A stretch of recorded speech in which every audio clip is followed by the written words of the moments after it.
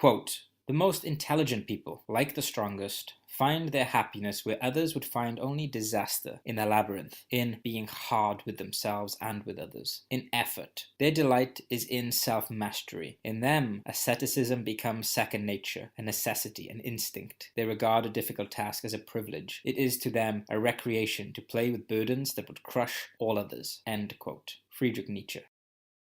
This podcast is brought to you by 30 Challenges to Enlightenment, the ultimate spiritual obstacle course, a labyrinth, if you will, of self-mastery. There is nothing like this out there. The High Existence team, myself included, spent over 6 months diligently combining all of our insights, experience, and research to create what is still the only course we've ever produced. It is the course that we ourselves wish existed in the world, and that was our inspiration for bringing it into being. So how does the course work? In a nutshell, 30 Challenges to Enlightenment is gamified spirituality. The course is comprised of 30 challenges, which are each based on a philosophy, a tradition, a study, or a spiritual practice, and then the challenges are categorized into 6 quests. Those quests are Monkey Mind, Beginner Mind, Quiet Mind, Awakened Mind, No Mind, and Enlightened One. You can think of these quests as spiritual skill acquisition learning tracks.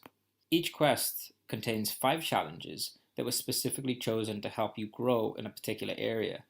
The Monkey Mind quest and its accompanying challenges, for example, will help you to increase your willpower, overcome destructive habits, reduce compulsive behavior, and master your biology. That is just one quest. You might be thinking, okay, cool, it sounds captivating, but why would I benefit from doing these 30 challenges? Even though the course on a meta level is very philosophical and contains a lot of advanced spiritual practices, we also place a great emphasis on making the course fun and relevant for modern people. For example, we have a Jordan Peterson's Clean Your Room challenge and a Jocko Willink-esque Wake Up at Sunrise challenge. And of course, we couldn't leave out the classic No Fap challenge, which actually has a very profound spiritual component to it. So I would say if you lack self-discipline, you struggle to get up early, you drink too much coffee, or you smoke, procrastinate, watch too much porn, don't read as much as you'd like, can't stick to a basic 10-minute-a-day meditation habit, which we should all have, I think, struggle to meet new people, don't find it easy to get out of your comfort zone, you feel a low-level background hum of anxiety, you don't have that many people in your life that you connect with, and you spend too much of your time just sort of like mindlessly browsing the internet, then this course will absolutely help you conquer those bad habits and change those areas of your life for the better. On the other side, if you're already somewhat integrated and you do have spiritual practices going on in your life and you do read and you are full in the swing of self-development, we do also have some hardcore challenges. The course progressively gets harder as you move along. So we have challenges that Nietzsche himself would be proud of, challenges that take you all the way to the edge of asceticism, fasting, compassion, mindfulness, meditation, and I'm sure that these challenges will stretch anyone who attempts them. People ask us, so are you enlightened? Is the High Existence team enlightened? Because if you're not, then I'm not even going to attempt this challenge because it will have no meaning, no purpose, no benefit to me. Well, the Pali word for enlightenment is bodhi, which is more closely translated as wakefulness. It is in this context that the course was entitled. We could have called it 30 Challenges to Significantly Increased Wakefulness on the Expansive Landscape of Enlightenment, but that doesn't have quite the same ring to it. See, the quests are designed to bring you greater awareness to many aspects of yourself and the world. By the end of your journey, providing you follow the steps as we outline them in our 290-page guidebook that comes with the course, it would be almost impossible not to have significantly increased your wakefulness and continue to increase it after the course ends. Okay, so maybe now, at this point, you're imagining yourself doing some of these challenges and getting yourself spiritually sorted out. But how much is the course? So the full price of 30 Challenges to Enlightenment is $127. But because you're a podcast listener and you're listening to me right now, and I appreciate it, I'm going to give you $30 discount so you can get the full course, everything included, the artwork, the book, the community for $97. That works out, if you complete the course sequentially, as $3 a month. It's about 15 times less than your average gym membership. How do you get the course? Go to highexistence.com and you'll find the store in the nav bar. Or alternatively, you can go on highexistence.com/recommends/challenge. highexistence.com/recommends with an S/challenge. This is your opportunity to invest in yourself and take your spiritual practice to another level. These are challenges and practices that the High Existence team does. We don't just talk about it, we do it. And I can say for myself, I 100% would not be the person you're listening to right now if I didn't have the meditation practice that I have, taking the influences that I have, taking the perspectives that make me think in different ways. If I didn't do challenges that made me break out of my comfort zone. The person that I was a few years ago would be almost unrecognizable to many people now. And I'm really just excited to share what I've learned with you guys. So anyways, check it out. See if it's a good fit for you. If it is, use a discount code podcast at checkout. And if it's not, no problem at all. Thank you for listening to the podcast.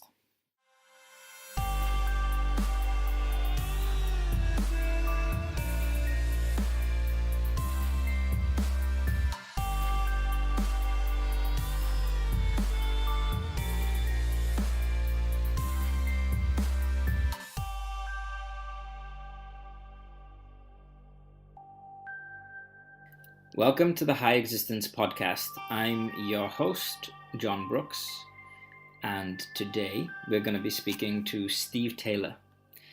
This is a discussion I've wanted to have for a very long time. Steve Taylor is a British psychology lecturer at the University of Leeds, and he's also the author of several best-selling books, including The Fall, Waking from Sleep, Back to Sanity, The Leap, and his most recent book, Spiritual Science: Why We Need Spirituality to Make Sense of the World. Eckhart Tolle described Taylor's book, The Leap, as containing, quote, a great deal of precious wisdom expressed in the straightforward, clear, and down-to-earth language that Steve Taylor is so good at, unquote. Taylor's primary interest is in the field of transpersonal psychology, where he explores the science of higher states of consciousness, wakefulness, and the claims many of us are familiar with in popular spirituality. In my talk with Steve, we discuss topics such as the materialistic worldview, its limitations, the best way to think about enlightenment, how we can define consciousness, the 3 ways we can achieve awakening experiences, the unlikely yet powerful benefits of extreme emotional turmoil, the uses and dangers of psychedelics, telepathy, and tons more. I really loved my conversation with Steve. He is a very calm, grounded presence, but is also able to clearly put forth very important, profound ideas on how we can live a more enriched, meaningful, significant, awake existence. Enjoy. So, you've just released the book Spiritual Science: Why Science Needs Spirituality to Make Sense of the World. So I'd like to just start there and just ask you, what was the motivation behind writing this book? Well, I've always had a kind of a strong spiritual side to my nature, and I've read a lot of books about spirituality, and I've always experienced what you could call spiritual states of being. But at the same time, I've always had a keen interest in science, particularly physics and biology. I've always had a sense of the miraculousness of the world and how science can uncover that and try to harness the sort of wonders of creation. And but at the same time, I was always very suspicious of the attempts that many scientists make to be dismissive towards psychic phenomena, towards spiritual experiences. I was always very suspicious of the idea that consciousness is just produced by the brain. I always felt that a lot of scientists are trying to reduce the world to a very simplistic, materialistic form. And I always felt that somehow some scientists almost subscribe to a belief system. You know, in some respects, they're not so different to religious people. They Hmm. seem to have a set of assumptions and tenets which they subscribe to, and that forms a certain picture of the world. And I always felt that they're very, you know, they try to kind of sweep away any evidence which contradicts that view of the world. So I guess that's what I was trying to do in my book. I was trying to expose the belief system of traditional science, and also sort of bring a spiritual element into science, which I think can actually help to explain a lot of strange phenomena which traditional science finds it difficult to explain. So you said you had a like a spiritual element to your nature. Like, where did that come from? Is that just, would you say, just who you are, or was there some incident that triggered that? No, there was no incident that triggered it. It seemed to be something which was inside me. Um, it was something that I became aware of as a teenager. Maybe it was there as a child, but I don't remember. You know, I just remember as a child just feeling kind of exuberant and happy all the time, and just feeling you know, a sense of a kind of childlike, well, obviously a childlike sense of wonder about the world. But when I was a teenager, I started to have spiritual experiences, although I didn't call them that at the time. I didn't understand them at the time. But I started to experience moments of euphoria and connection and harmony, a feeling that the world was sort of, the world around me would suddenly become much more real. And there would be a sense of meaning, a sense of harmony in the world around me. I'm talking about sort of natural surroundings, like trees and fields and the sky. Everything would seem alive, and there was a sense of meaning somehow, which is very difficult to explain. And I'd feel very uplifted. And but at the time, I didn't understand the experiences, which caused some problems because I felt that, you know, maybe there was something wrong with me because nobody else I knew seemed to talk about these experiences. And so it took me maybe 5 or 6 years to make sense of the experiences, and then, you know, that sense of confusion began to alleviate. What does spirituality mean to you? How would you define it? That's a tricky one, but you know, spirituality is one of those words, a bit like consciousness. You know, it kind of means something Hmm. different to different people. A lot of religious people think they have a kind of a monopoly on the word spirituality, and they talk about spirituality and religion as if there's the same thing. But I would say that spirituality relates to um, inner transformation. It relates to um, an impulse to transcend your normal state of being, to move towards a more expansive awareness of reality and a sense of connection, whether that's a sense of connection to nature, to other human beings, or to the world in general. But spirituality is definitely about inner transformation. And I guess one of the main features of it is a transcendence of separation and a transcendence of discord. So there's a movement towards connection and unity, and a movement towards harmony and meaning. Right. So in your book, you address some of the kind of problems with materialism. Could you just give us a bit of an outline on what those main problems are, some of the issues with materialism, and what spirituality can show us, like in a different, what other perspective spirituality can inform us about? One of the biggest problems with materialism is the view of reality that it presents, and you know, the view of reality which it assumes is the truth about the world. And that view of reality is fundamentally nihilistic and meaningless. It assumes that living beings, including human beings, are basically biological machines. It assumes that consciousness is produced by the brain, so that when the brain ceases to function, our consciousness will also cease to function, and so obviously there is no life, no form of life after death. And it assumes that life is fundamentally purposeless. The only real purpose in life is to survive and reproduce our genes, to replicate our genes. So I think that has created a kind of climate of meaninglessness, a climate of nihilism. And a lot of people are not consciously aware of it, but it's kind of like the background in which we live our lives. It's kind of in the atmosphere around us, this sense of meaninglessness. And that sense of meaninglessness has led to the consumerism, the mad consumption of material goods. So you could say, in a sense, that philosophical materialism has led to, materialism as a behavior. And it's led to, a frenzied desire to gain as much success and power as possible. And also a desire for distraction as well, because obviously if life is meaningless, we want to be distracted from it. So, I think a lot of people just fill their lives with distractions, endless hours of watching the TV and surfing the internet and so on. So that's one of the bad effects of materialism. But also, our attitude to nature.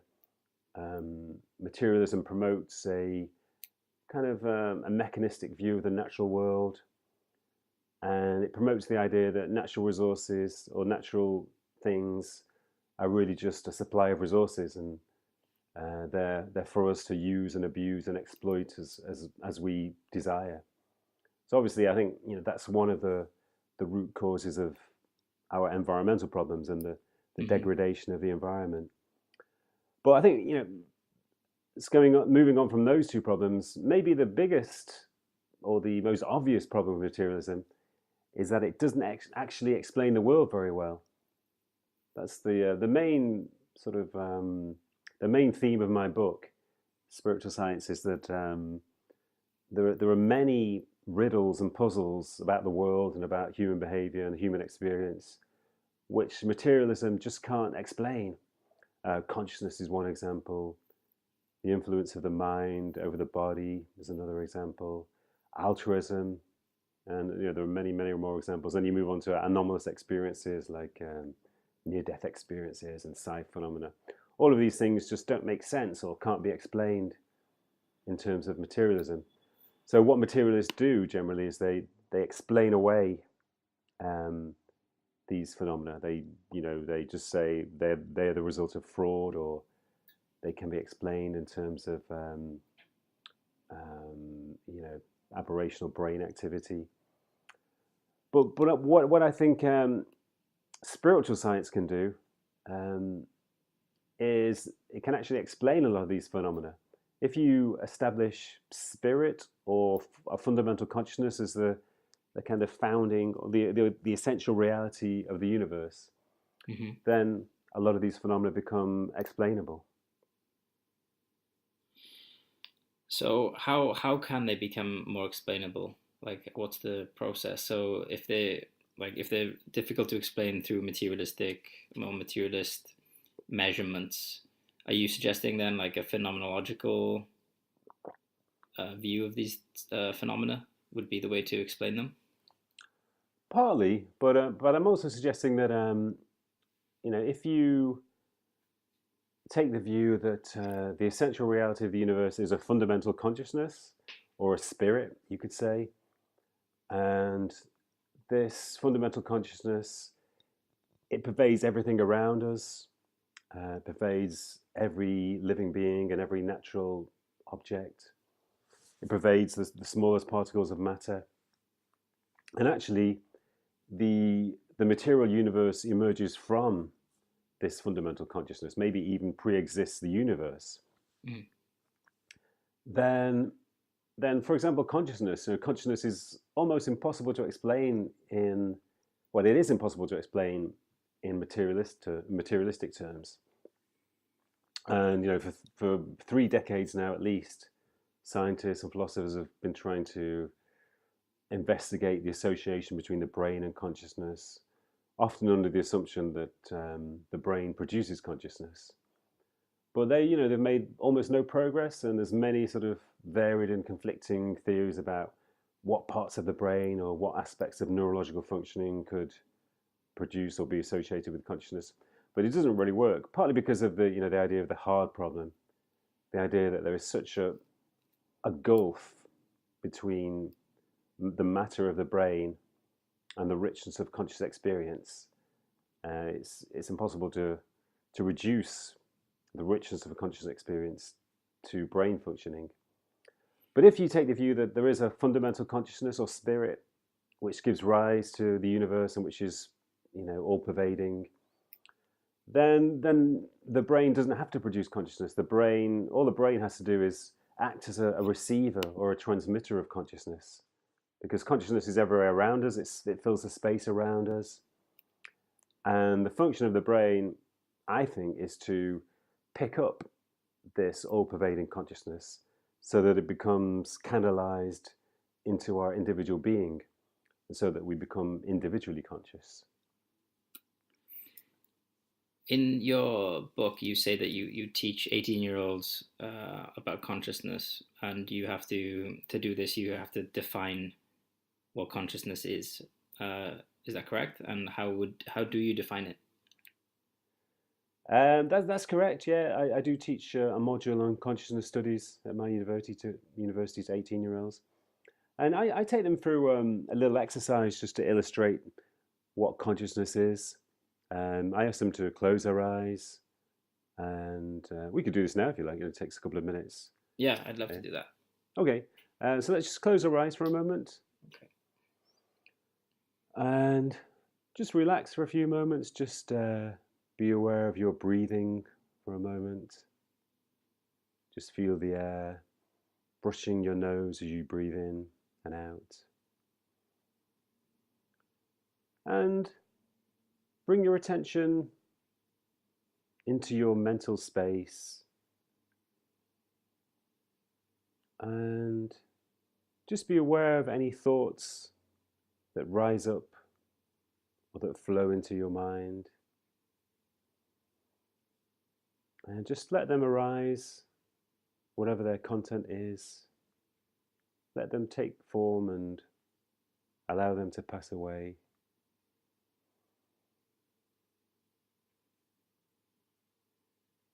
Whether it's thoughts about the future or about the past, or random associations about people or fragments of conversation, just allow them to arise and just observe them. And think of yourself as sitting on a riverbank, watching the river flow by. So the river is like your thoughts, the stream of associations flowing through your mind. But you're sitting on the riverbank, detached from your thoughts, just allowing them to flow by and watching them.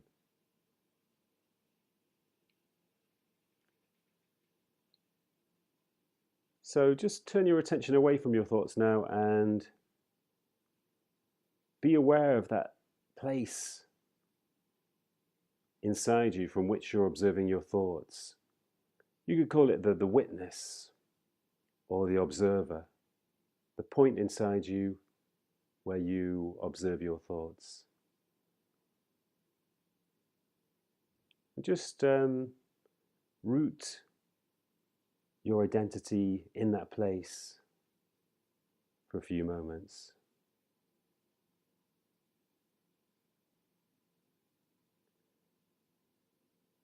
And now, just bring your attention outside your mind and outside your body, just to any sounds that you can hear inside this room.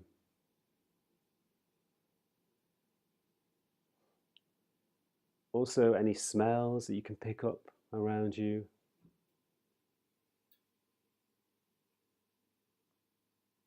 And also, the sense of feeling and touch. Be aware of the clothes against your body, the chair you're sitting on.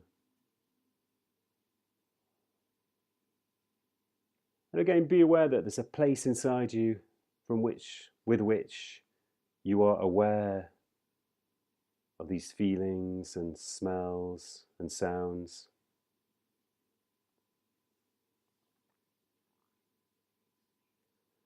So there's really three aspects of consciousness which we're observing here or experiencing. It's probably a better way to put it. First of all, there's the stream of sensations and associations in our minds, our thoughts. You could call that our subjective experience. Although there's also an observing self, where our sense of identity is rooted and from which we are aware of our subjective experience. So that's the second aspect. And the third aspect is simply our awareness of our surroundings, that which comes through our senses. So awareness works through our senses, and that is obviously an aspect of consciousness too. So, so remember to open your eyes if you haven't already, because the exercise is now over. But yeah, so consciousness, I think, in a very broad definition, it includes those three aspects: the inner subjective experience, which is usually thoughts and associations. Then there's the sense of a witnessing self, an observing self, which you could say is self-consciousness. And then there's just awareness, which works through our senses. So I think those are the main aspects of consciousness. That exercise of sort of exploring one's own consciousness, I've never actually, even though I'm a meditator, I've never really sort of meditated with that intention, just to purely see what my consciousness is, to experience just my consciousness. Like I have kind of done it, but not in the way that you just led me through that. So that was really quite insightful, actually. And it's a really good way to kind of like define consciousness by having someone experience it firsthand, as opposed to just like hear some ideas about it. Yeah, so, because you can't really treat consciousness as a thing, because you are consciousness. You can't really get outside it and treat it as an object, because you're always in it. So the best way to understand it is to, immerse yourself in it and experience it.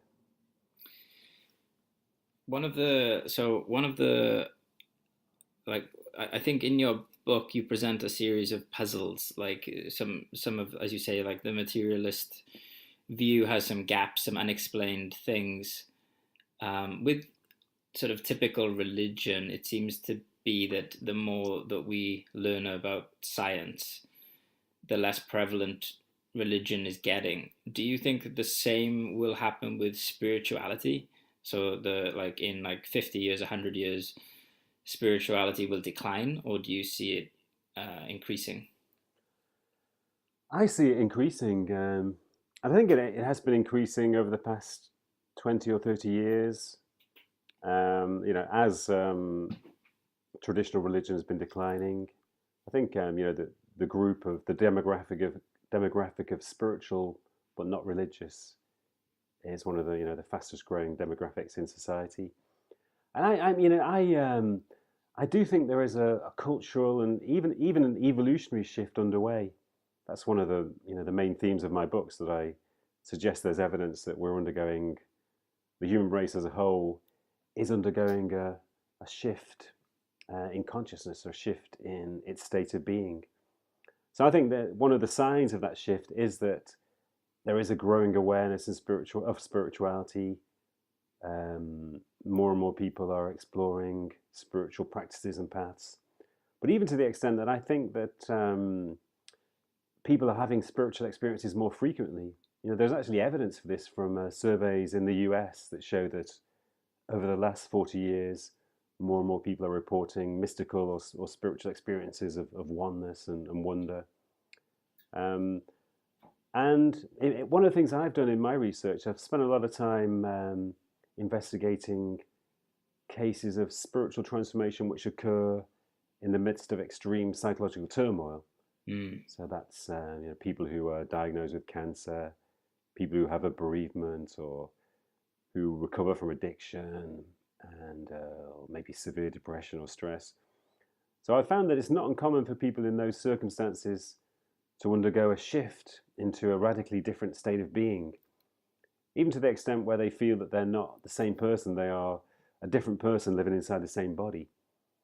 And the more I look into this phenomenon, the more cases I find. I think it's more common than most people realize. And a lot of the people who undergo this shift, they don't know anything about spirituality. They come from completely secular backgrounds, so they don't understand what's happened to them. It can be quite confusing sometimes, and or they don't talk about it because they think that other people won't understand them. So I think those experiences are becoming more common.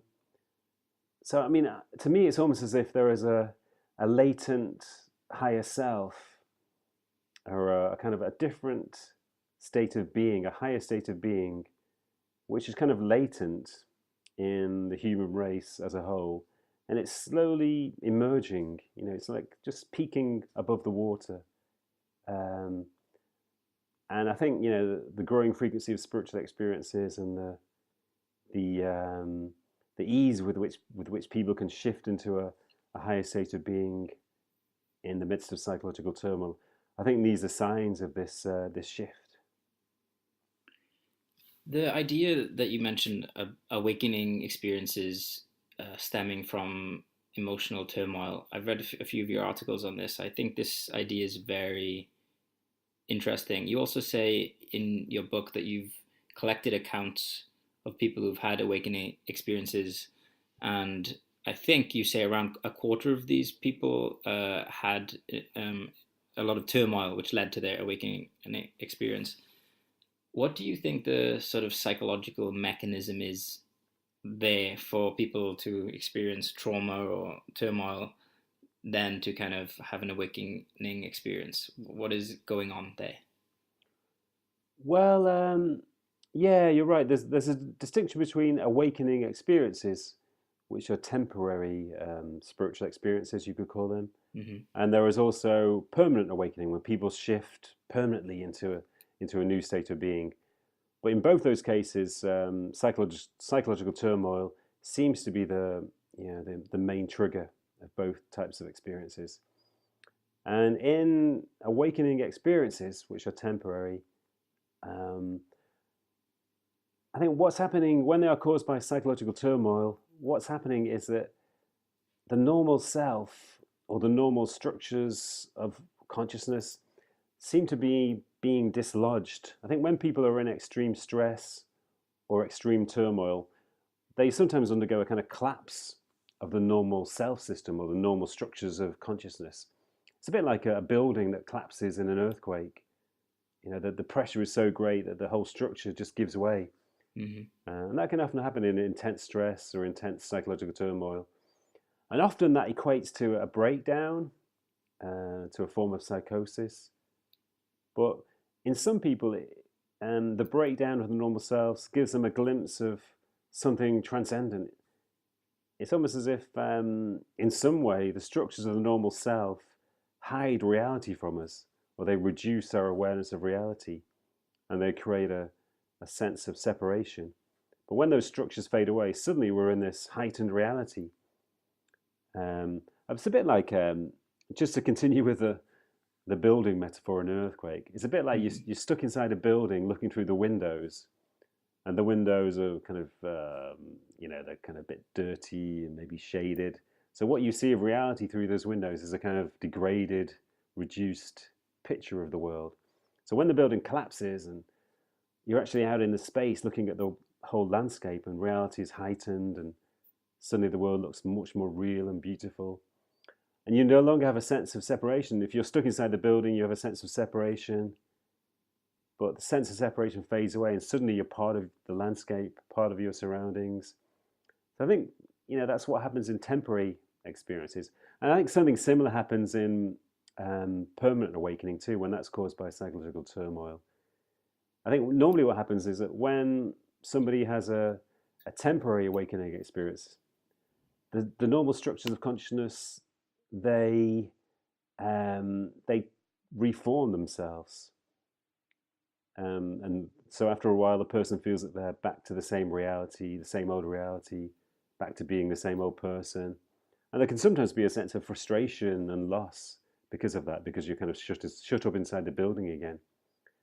But when it happens permanently, what seems to happen is that the old structures of consciousness just don't reform. The the shift is so powerful that the structures just dissolve away completely, and so a person never returns to their old state of being or to their old vision of the world. Hmm. So I think if one is going through some turmoil and they hear that, I think that it would give them some hope, possibly, because um, if you're practicing spirituality and you're going through a tough time, I think one of the things spirituality has helped me with personally is that I tend to see like some of life's the curveball life throws me as kind of spiritual tests or challenges that I can use to grow from. But what other forms of awakening experiences can people get if they obviously are not going through emotional turmoil? Are there any things people can do to increase the likelihood of having these kinds of breakthroughs? Yeah, in my research, I found that there are three major triggers of awakening experiences, temporary experiences. So, besides psychological turmoil, which is the most major trigger, the most frequent trigger, the two other triggers are contact with nature and spiritual practice, which is usually meditation or perhaps prayer, or it could be also reading spiritual literature or listening to spiritual videos. So, yeah, it's obviously not advisable to create psychological turmoil in your life. Yeah. I wouldn't recommend that. I mean, it happens anyway. Everyone's gonna experience psychological turmoil from at some point or other in their lives. But you can obviously have contact with nature. You can obviously practice meditation. So if you want to increase the likelihood of an awakening experience, um, on a psychological level, it's about quietening the mind, reducing your exposure to external stimuli. So it means sort of having quietness around you, being inactive, and also cultivating a quiet mind too. The experiences in nature, or it can be also creativity, or playing music, or even listening to music, or listening to, or watching an arts performance or a dance performance. These situations can also give rise to awakening experiences. So I think the key there is just to cultivating a quiet mind. Any situation where our thoughts slow down, our minds become quiet, we become still inside, and there's a kind of an intensification of our inner energy. That's the basic condition which gives rise to awakening experiences.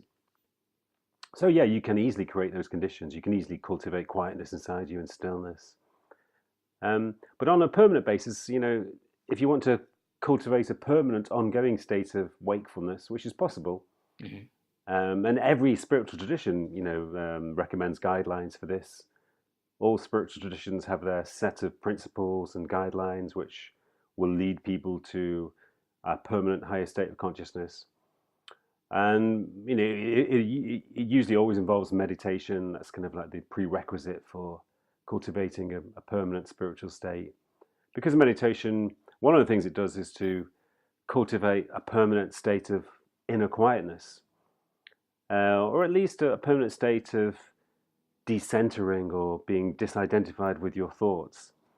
It cultivates space inside you and a deeper awareness of the expanses of your own being. And besides that, service as well. All spiritual traditions recommend service and altruism as a way of cultivating a permanently spiritual state. So yeah, it's important to make sure that service is a big part of your life. And I would also recommend, cultivating quietness, living a simple, quiet life without too many material possessions. And quietness and simplicity have a naturally spiritual effect too. So yeah, things like that really. That's really great. That's really useful.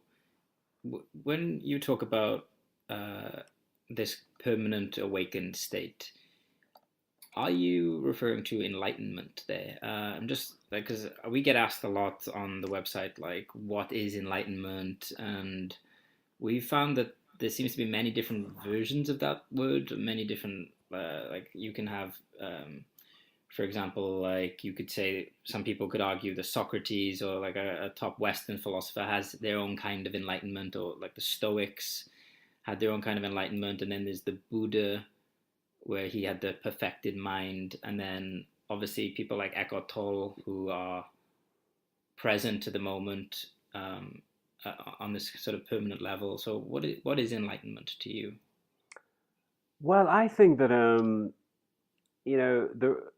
in different spiritual traditions, there is always some concept of a awakened state, a state of expanded awareness where in which one overcomes illusions Mm-hmm. and attains a more true picture of reality.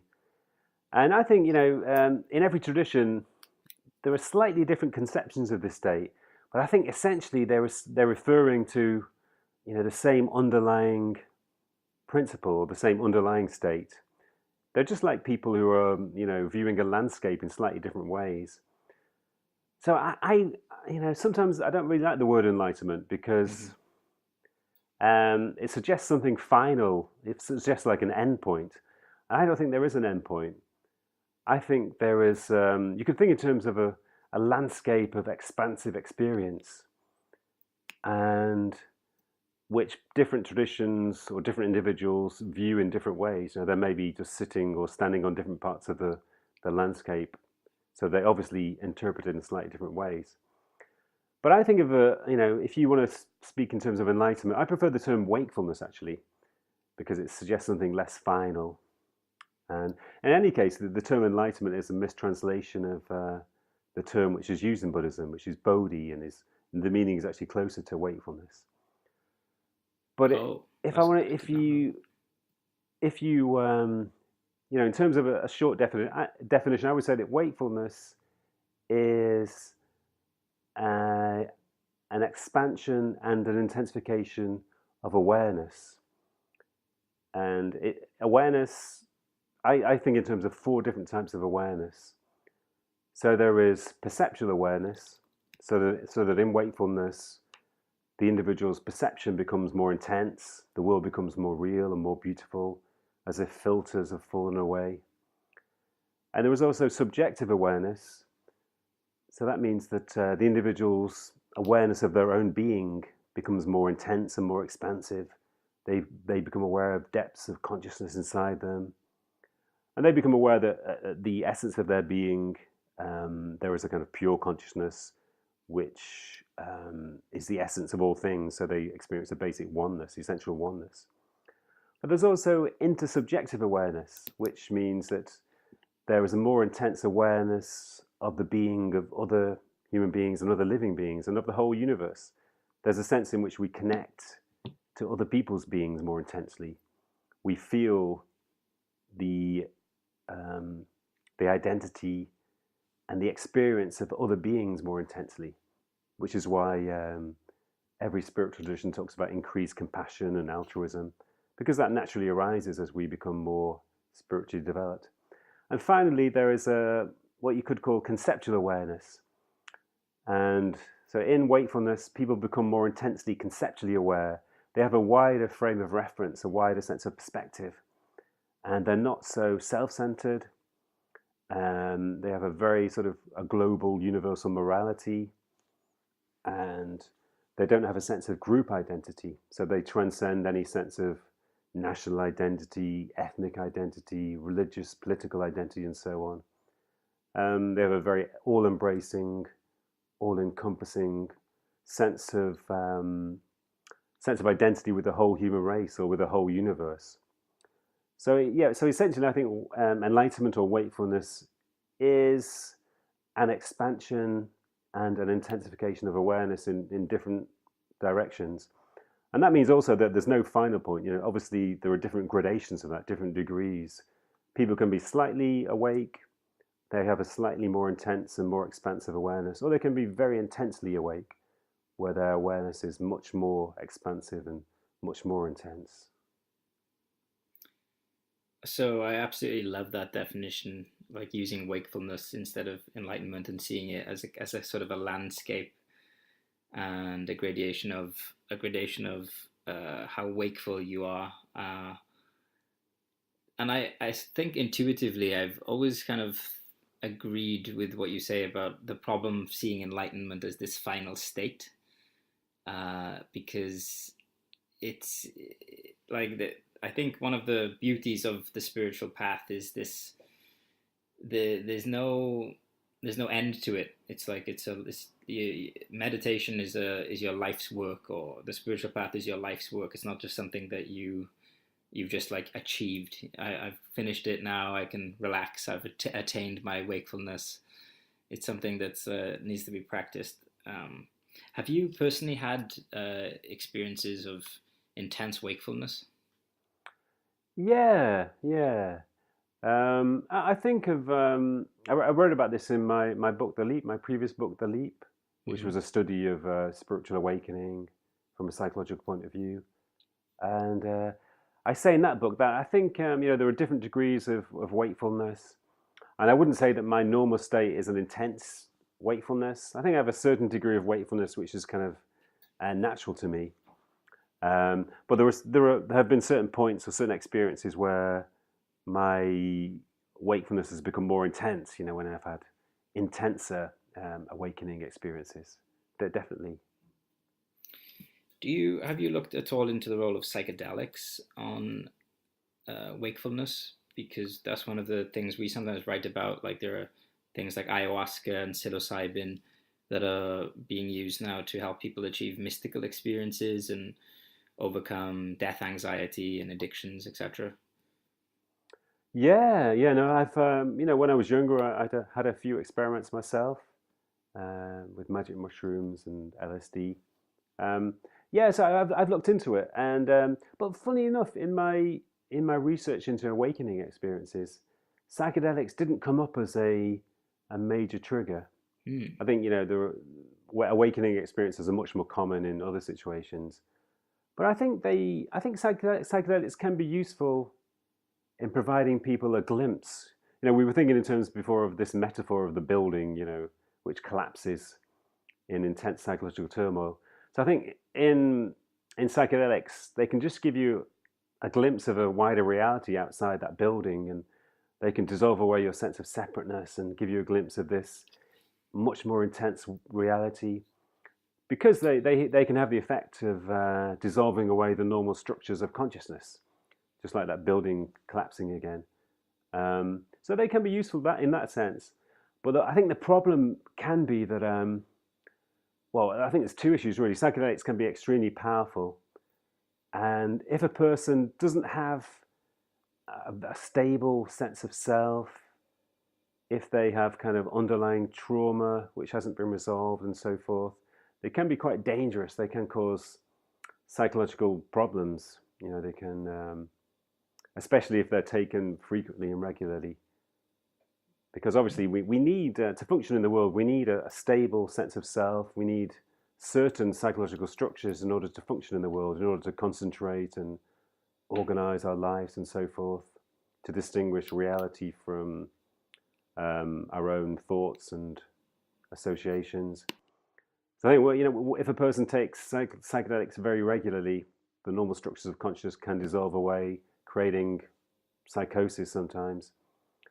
So I think, psychedelics can be really useful in a way of providing a glimpse of a wider reality. But I don't think we can rely on them as a kind of a spiritual path or a spiritual practice. I think we have to, look to more organic forms of spiritual practice like meditation and yoga.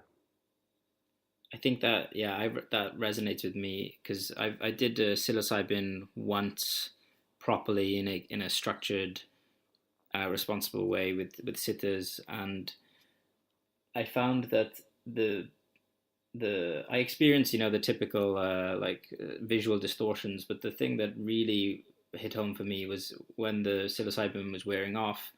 I had this wakefulness, this increased awareness. Just looking at the ceiling, I felt very, very present, and then that inspired me to stay motivated on my daily meditation practice after the experience. So Mm. it just gave me a little glimpse, but it didn't, permanently increase my wakefulness. But it definitely inspired me to continue with other forms of spiritual practices. Yeah, I think that's a really useful way. That's yeah, a really useful effect of psychedelics. And I've met quite a few people who have taken ayahuasca just once or twice, and it's just been enough to make them aware that they don't know everything, and the world is more Mm, complex than they understood, and that there are wider realities out there. And yeah, I think the problem with psychedelics is that it shows us that there are wider realities out there, that it is possible to experience a much more intense, expansive form of consciousness. But they don't actually give us the way to reach that place permanently. And if you try to reach that place permanently through taking regular psychedelics, you're more likely to cause yourself permanent psychological damage. You can't yeah. actually get there permanently through psychedelics. But you can get there in other ways, through meditation or through living a life of quietness and service and contact with nature and so forth. Do you like? Obviously, you're a lecturer and you're an author. Do you find time also to practice spiritual practices? Like, how do you incorporate what you write about into your own life? I'm just curious. Yeah, well, I meditate, not every day, but maybe 3 or 4 times a week. I meditate. I like to practice yoga asanas, sometimes Tai Chi. But but one of the things I really like to do is to have contact with nature. So I love to Mm, go running on the local fields or on the park. And for me, that's a kind of spiritual experience, just to go running and just to feel that I'm part of my surroundings and to just watch the trees and the sky and the clouds as I'm running. I also love swimming in the sea. That's also a kind of spiritual experience for me. I always feel a sense of oneness when I'm in the sea. Suddenly, you become part of this body of water which fills over two-thirds of the surface of this planet. And I don't know, there's something so sort of primeval about water. It's like being in water. It just feels so natural and so right. It feels like coming back home again in some way. one of the things I've gotten from talking to you today is that I definitely want to start spending more time in nature, because Mm. I had this conception that in order for me to increase my wakefulness, I had to be more strict with myself and meditate more. Like 1 hour is not enough. Got to meditate more. Got to be more strict. Got to read more Buddhist books. But right, like I kind of see the trap of that. But I just sort of had that feeling that I need to do that. But spending more time in nature, looking at mountains, uh, according to your research, can create awakening experiences. So yeah, I'm really excited to Yeah. do that.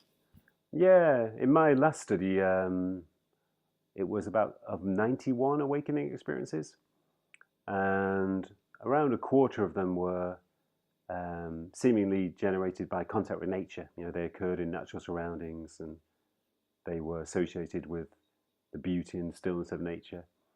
So yeah, I think it is really important to spend time in nature. I think there's a tendency in some spiritual traditions, also in some forms of Buddhism, to denigrate the natural world and the material world, Hmm. almost as if we're trying to transcend it. And in a similar way, some spiritual traditions tend to denigrate the body as well, almost as if the spirit is trying to transcend the body, and the spirit and the body are two different things. So yeah, it's important not to fall into that kind of dualistic attitude. I think you got to see the natural world as spiritual. It's full of spirit. It's sacred and it's alive and um, it's a manifestation of spirit. And the same about the body too. The body is a manifestation of spirit. It's not the opposite of spirit. It's just a different manifestation of spirit. One of the things, just to go back to your book, since we're talking about the spirit, is you talk about in spiritual science this notion of spirit force. Um, I love this idea. Could you explain to our listeners what that is? It's the idea that the fundamental reality of the universe is an all-pervading spirit force which fills the air around us, the space in which we live, and it pervades every single object as well. You know, every chair, every table, everything, every tree, every cloud.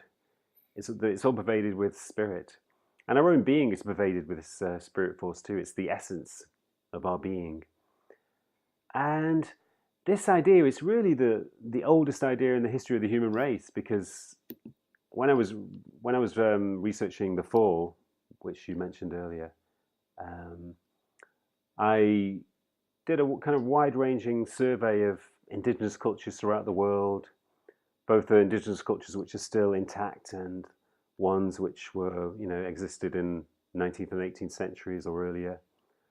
And I found that every indigenous culture had a concept of spirit force.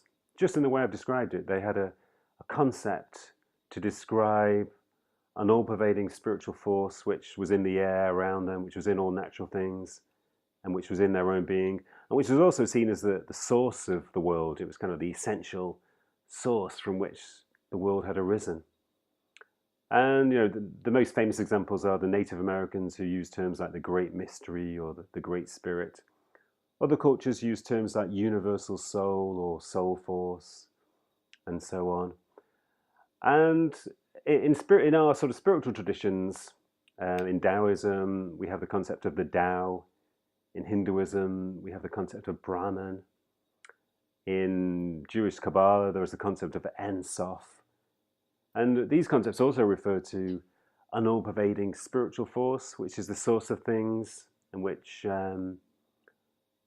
is also manifest inside human beings. So this is really the foundation of my view of the world. And what I argue in spiritual science is that if you make this the foundation of science, if you accept that this spiritual force is there, is real, then a lot of things begin to make much more sense, such as consciousness or altruism and telepathy and other phenomena.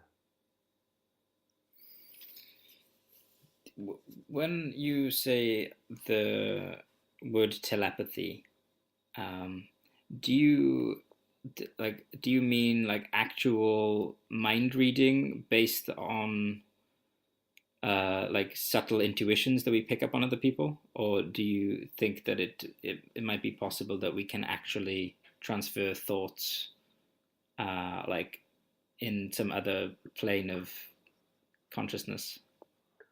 I think we can pick up on other people's thoughts and respond to them without being consciously aware of them. I think we can pick up on other people's intentions and respond to them. Um, and I don't think it's just intuition. I think it is actually possible for us to enter each other's mental space and to be aware of each other's feelings and thoughts. I think this Mm-hmm. happens in empathy. Empathy is a very important aspect of human behavior and human experience, because it suggests that when some people would say that empathy is just kind of a kind of mind reading or taking the perspective, putting yourself in someone else's shoes. But I think it's much more than that. I think there is a kind of deep empathy, which is when we sense other people's feelings, we experience what other people are actually experiencing, and that becomes the basis of altruism. The basis of true altruism is empathy. We pick up on other people's feelings, and if they are feeling pain or if they are suffering in some way, then we respond to that. We feel an impulse to respond to that and try to alleviate their suffering. That's the basis of altruism. And that's possible because we share the same consciousness. Consciousness is not separate. We partake in the same shared consciousness. So even though we seem to be separate beings and physically we appear to be separate, we can actually enter each other's mind space, because fundamentally consciousness is shared, and it's kind of it transcends space and transcends time. So I think telepathy can sometimes work in that way too. But I mean, but it's important to be aware that there's a lot of convincing empirical evidence for telepathy too. Experiments on telepathy have been carried out for decades now, and with very rigorous controls. And so if you look at the evidence, and if you also take a kind of a pan-spiritist view, as I call it, which suggests that consciousness is all-pervading and is shared, then I don't see any reason why we shouldn't believe in the reality of telepathy. Mm-hmm. You mentioned that empathy is, you can have a deep state of empathy. There seems to be, I've noticed, a sort of a battle with certain books. Like there's a book called Against Empathy, suggesting that compassion is different from empathy and that we should strive to be more compassionate and not be so empathic, because if we feel the suffering of other people too strongly, we can be pulled down into the sort of psychological turmoil. How do you see that distinction? Yeah, that is a possibility. If you are very empathic, and that really means that you have kind of quite soft boundaries. Your ego has quite soft boundaries, quite labial, and therefore you're open to things which normal other people may be protected from. So if you have a very kind of labial ego, and you can sense other people's suffering very easily, then it can be disorientating. It can be overwhelming, because obviously there is a lot of pain and suffering in the world. So there's no doubt about that. There is a kind of slight danger of that. But I think you could compare it to psychedelics in a way. Psychedelics can be dangerous because they open you up massively to potentially overwhelming material. They open you up so fully and so widely that there is this danger of being overwhelmed by this mass, by being bombarded with perceptions and phenomena and stimuli. So I think it's important to have a stable sense of self, to have such strong structures of consciousness. And if you have that, if you have a kind of a stable, orientated and strong sense of self, then you're less likely to be overwhelmed. And I think without that, then there is a danger of being overwhelmed, just like there is in psychedelics. Right. Would you say that compassion, though, is different from empathy, and that compassion, or striving to be more compassionate, is sort of the solution to the problem if you do have soft boundaries? Well, I think empathy, you could think of empathy as a kind of bridge that flows between people. A bridge that connects people. Mm-hmm. And compassion is what flows through the channel, if you like. So empathy is the channel itself, and compassion flows through the channel. And altruism can arise from compassion. So I think there is a distinction between empathy and compassion. And I guess the danger is when the channel is open, the danger is that so much kind of tumultuous, powerful experience can flow through that it doesn't actually manifest itself in altruistic behavior. It just makes you feel kind of depressed and overwhelmed. And therefore, what is the point of that? You just make yourself suffer. You're just suffering in the way that other people are suffering, and there's no positive outcome of that. So I think, you could say that compassion is not that kind of tumultuous, overwhelming flow of suffering that you can pick up. It's a more kind of measured and contained flow that does result in altruism. So I think that's true in the sense that, there's really no point to empathy unless it results in altruism.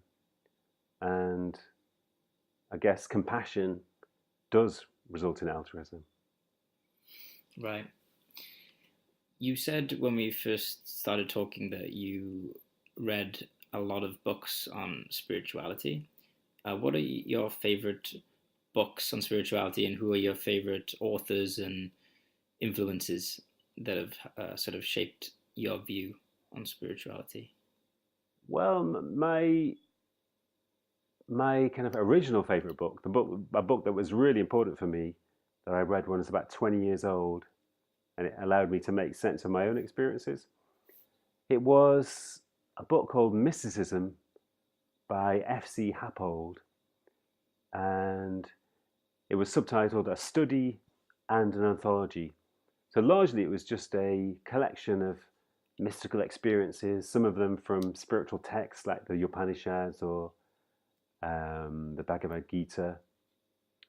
And it was also, there were also some selections from what you could call secular mystics like Walt Whitman or Richard Jefferies, people who were not affiliated with any spiritual tradition but were still having mystical experiences. So I really resonated with those people because I wasn't from any spiritual tradition, but I was having similar experiences. So that book was really important to me because it allowed me to make sense of my experiences. And it led me to the Upanishads, which is my favorite spiritual text. There's a selection of the Upanishads in Penguin, translated by Juan Mascaro. And it just had such a powerful effect on me when I was in my early 20s because I was just overwhelmed by this spiritual vision of the universe, with everything being infused with spirit and the universe being illuminated with harmony and meaning. And also from the fact that the human soul was united with spirit as well. Our Atman is one with Brahman. So yeah, I found those books really powerful. But more recently, um, I I like Eckhart Tolle. I like his books, The Power of Now and Stillness Speaks. And I like them because they're free of concepts. They're free of any belief system. They're detached from any particular spiritual tradition. In a way, they're very secular and quite kind of psychological. So I find their kind of simplicity and their freedom from concepts very powerful. I saw in your list of books that have you helped compile some spiritual teachings from someone? Oh, that's true. Yeah, that started in about 20 years ago. I started to visit a spiritual teacher based here in Manchester, where I live in England. A guy called Russell Williams, and at that time he was already in his mid 70s, and he'd been teaching for 30, 40 years by that time, but on a very I wouldn't say secretive, but on a very kind of anonymous level. The meetings when they were only attended by a small handful of people, and he wasn't well known at all. He didn't promote himself or write anything. So I continued going to the meetings until Russell died. He died in April this year at the age of 96, and he had a really remarkable life. In a way, he was a good example of a spiritual awakening that occurs following intense psychological turmoil. Because he was an orphan from the age of 11. He started work at the age of 11 and had no education after that. But most importantly, he was caught up in the Second World War. He was at Dunkirk and in the Blitz. He was in London during the Blitz. So at the end of the war, he was completely broken down and completely traumatized, and just a kind of emotional and psychological wreck. And that led to a spiritual awakening a few years later. But anyway, about 5 years ago, I said to Russell, have you ever thought about writing a book? And he said, no, I'm not really a writer, and I don't think my meetings or my teachings can really be captured in words because they're based on a kind of feeling, they're based on experience. And I said, okay, then if you ever think about writing, if you ever want to write a book, I'll help you do it. So just a year or two later, he said that he was happy to start writing a book, to put together a book. So I helped him write his book. We recorded his life story. We recorded a lot of the meetings, and I edited them into a book, which is called Not I, Not Other Than I, The Life and Teachings of Russell Williams. It came out in 2016, I think. That book's on my list because the reviews for that book are really, really good, and I've never heard of him before, but I want to read it even more now. Yeah, he was great. He was such an amazing guy. Such an incredible example of an enlightened man. Very extremely humble, very, very pure teachings, and had such an amazingly powerful presence. So you obviously then you've actually been in his company. Was there, could you kind of sense his wakefulness just from being around him? Definitely, yeah. I mean, a lot of people used to go to the meetings not really to listen to him, but just to be in his presence because it was such a powerful experience to be in his presence. And I found it myself. I'd go to the meetings, and after about 10 minutes of sort of settling down, I'd begin to experience powerful, unusual states of consciousness, and the whole room would just become illuminated, and I'd feel as though um, the duality between inside and outside faded away. I was no longer a person inside my own mental space. So he had quite a remarkable presence, which was, I think everybody felt it who used to go to his meetings. Wow, that's pretty inspiring. That sounds great. Um, where can where can people find out more about you? Like read your articles and get your books and any other sort of places people can learn more about you. The best place is my website, which is stephenmtaylor.com. Stephen with a V, M for Mark, stephenmtaylor.com. I'm also on Facebook as Steve Taylor Author, on Twitter as well. And I do talks. I go to London quite frequently for talks, and different parts of the UK. I also obviously teach at my university, which is Leeds Beckett University, and I have kind of ongoing research projects into spiritual awakening, and I've just completed a research project on bereavement and how bereavement can give rise to spiritual transformation. And I'm just in the process of starting another, which is based on spiritual experiences that occur in a military context, like soldiers who experience higher states of consciousness on the battlefield, or Wow. soldiers who eventually, experience a kind of shift due to all the trauma they've been through. So that's going to be interesting. I haven't encountered anyone like you. I think there's like, I'm really glad that you're doing the work that you're doing, like bringing more sort of combining the world of spirituality and psychology in a way that's, it seems like um, it's really good on both ends. Like you are a scientist and you take the psychology very seriously and you do research, but you're also very open to the sort of spiritual ways, and you seem like all inclusive. And Jordan Peterson has kind of come onto the scene recently. He's sort of doing something similar, but with religion, like Mm-hmm. combining the Bible with sort of psychological, profound insights. So yeah, I'm really glad that you're doing the work you're doing, and I think that people can get a lot of value from it. So thank you. Oh, thanks. Yeah. I mean, to me, it's never, and I've always thought that you can't really understand psychology without bringing spirituality into it. You can't really understand human beings without, investigating spiritual experiences because they're so natural. They're such a normal aspect of being human. So I guess, a lot of normal psychologists do subscribe to the kind of materialistic view that we were talking about earlier, and they would see.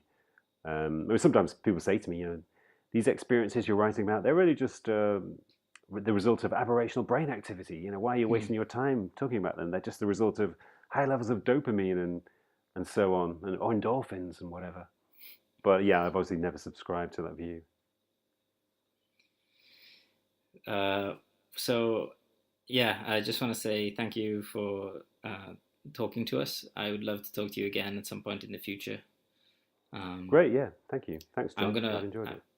I'm gonna make sure to list all of the links that you referenced in the episode for the podcast as well, so people will be able to find you. Okay, great. Thanks. Thanks, John. Thank you for listening to the High Existence podcast. If you enjoyed this episode, please subscribe and leave a review on our podcast on iTunes, because it really helps us grow the podcast and we can keep getting better and better guests and make the production quality as good as it can possibly be. So I would really appreciate that if you could leave a review. And if you would like to try our challenge course, 30 Challenges to Enlightenment, use the discount code podcast in all caps at the checkout page to save $30. I hope you picked up some interesting perspectives and insights, and I will see you next time.